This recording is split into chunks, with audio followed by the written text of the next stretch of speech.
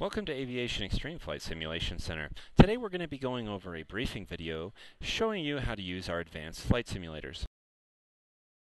Adam, our simulator instructor here, is going to be demonstrating the primary flight controls. The main primary flight control is the joystick. You control that with your right hand. It controls the pitch and bank of the airplane. To roll the airplane to the right, you put right pressure in and hold it until the airplane is at the desired angle of bank you want. Again, remember, if you hold pressure into the joystick, the airplane will continue in that direction until you release the pressure. You might sometimes hear your simulator instructor just say, let go of the joystick. Sometimes that's the easiest way. If you just let your hand off the joystick, the thing will center and the airplane will stay where it's put, allowing the instructor to help you get the airplane back under control. Let's talk about the buttons on the joystick. The top right button is the weapon select. Press that to select your weapons. Top left button will select the target. Red button will fire missiles or bombs. And the trigger finger in the front will fire guns. Alright, let's talk about the rudder pedals. Put your feet on them. To yaw the airplane to the right, you slide your right foot forward. To yaw the airplane to the left, you slide your left foot forward.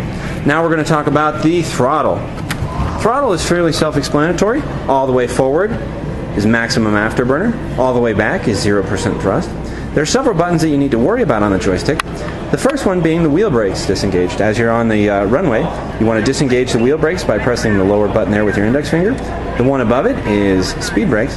And let's talk a little bit about countermeasures. If you have a missile shot at you, you want to deploy countermeasures, which are chaffs and flares.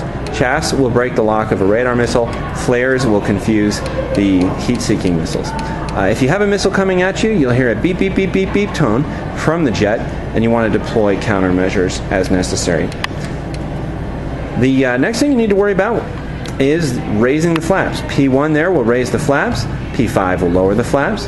P2 will cycle the landing gear, and for those of you interested in carrier operations, P6 will raise and lower the arrestor hook. Here on the F-15A Eagle on runway 18, we're going to go ahead and demonstrate a normal takeoff. First, you want to disengage your wheel brakes. You do that by pressing the bottom index finger button on the throttle. Once the wheel brakes are disengaged, we can go ahead and slide the throttle all the way forward.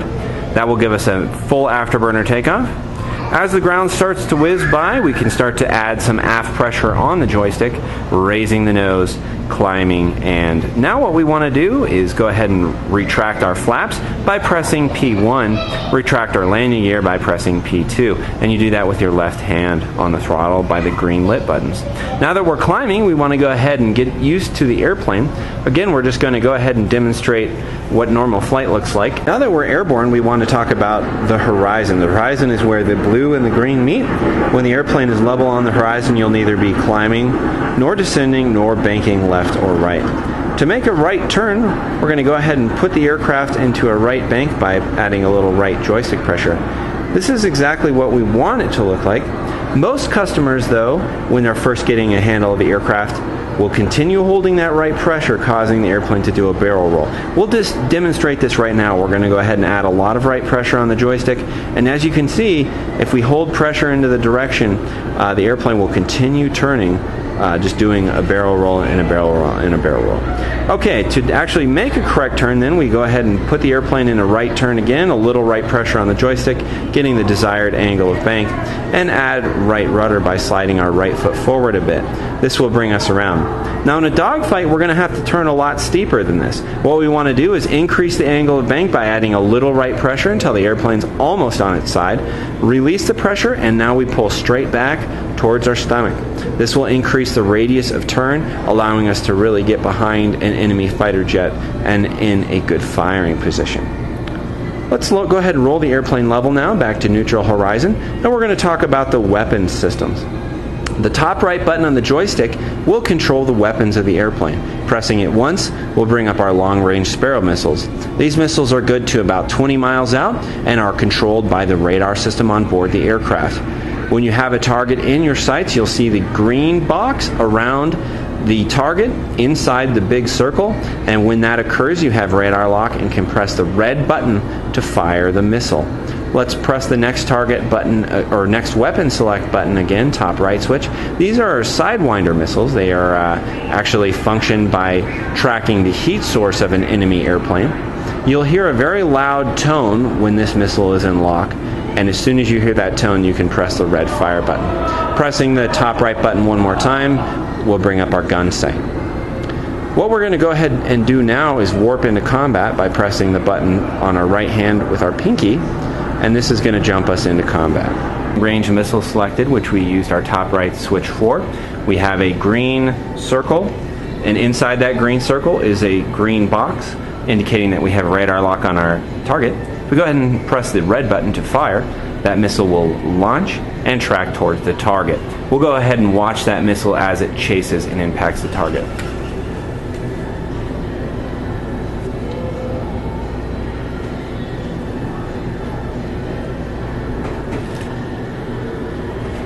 Okay, great shot. Let's get a new target by hitting the top left switch and bringing up the short range missiles top right switch. As we hear the growl tone, we can fire, but not yet because we weren't in a good firing solution. You do want to be behind an enemy before you fire those heat-seeking missiles. As we're behind him now, we can go ahead and hit the red button to fire.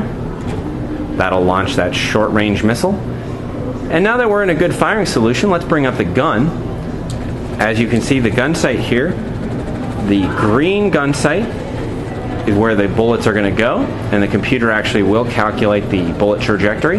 You want to put the green circle over the green box, which is the enemy, and fire the gun. You do want to be very, very close for a gun kill.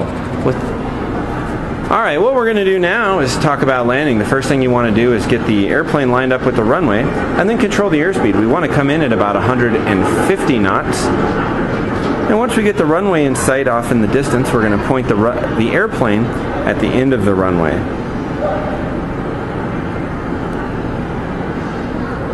So when we're coming into land, we want to basically keep the airplane level with the joystick and steer with the rudder pedals.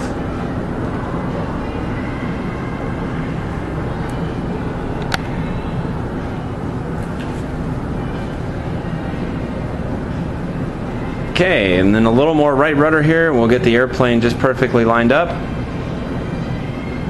Good deal. And what we want to do now is put the airplane icon on the end of the runway and let the jet start to fly in. Again, maintaining our 150 knots.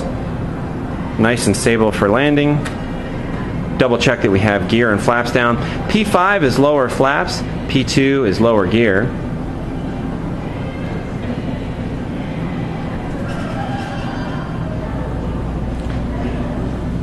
One of the common mistakes people do is flare too high. And the simulator, of course, because it is a simulator, you'll look a little higher than you really are.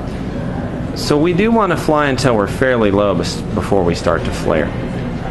What a flare maneuver does is bring the nose of the airplane up and lets the main landing gear touch first. As we get low, we start to bring the nose up, flaring, and letting the wheels touch down. As soon as the wheels touch down, we deploy the speed brake and the brakes when we land. Then the airplane will come to a stop, and that will conclude your flight.